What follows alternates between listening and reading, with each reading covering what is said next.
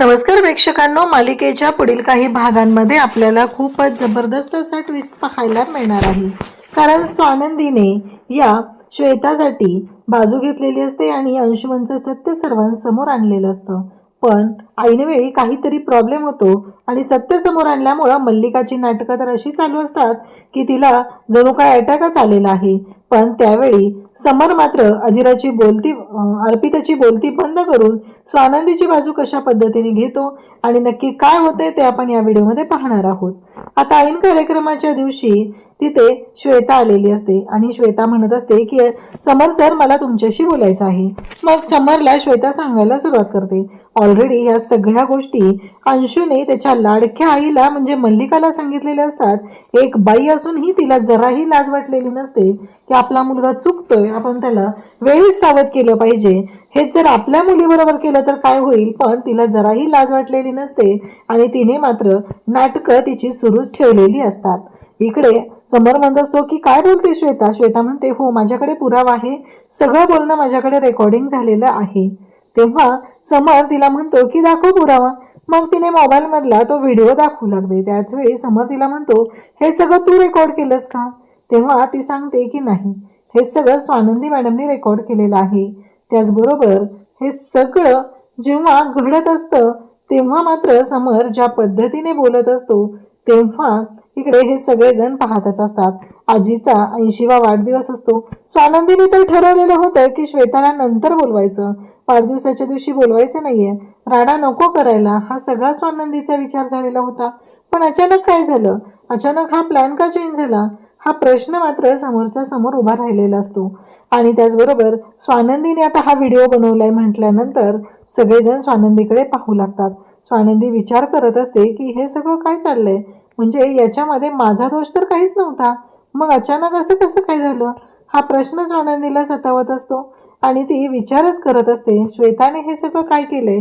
पण या मल्लिकाच्या मात्र अंगात एवढी मस्ती आहे की तिला सत्ता हवी आहे.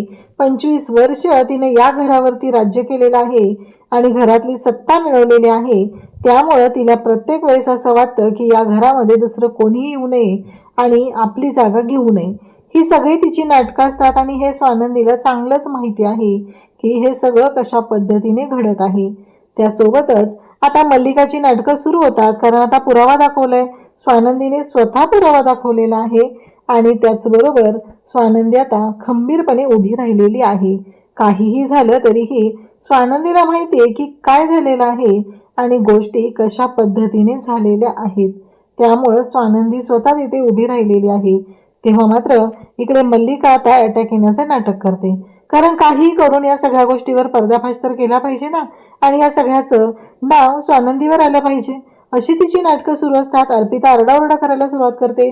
आजी आदिरा सगळे धावत येतात. समर तिथे धावत आलेला असतो आणि मग स्वानंदी सुद्धा तिथं आलेली असते. स्वानंदी बघते काय झालंय, तर इकडे आता मल्लिकाला अटॅक आलेला असतो. तिला खूप त्रास होत असतो, तिला कसं तरी होत असतं आणि म्हणून तिची ही सगळी नाटकं चाललेली असतात.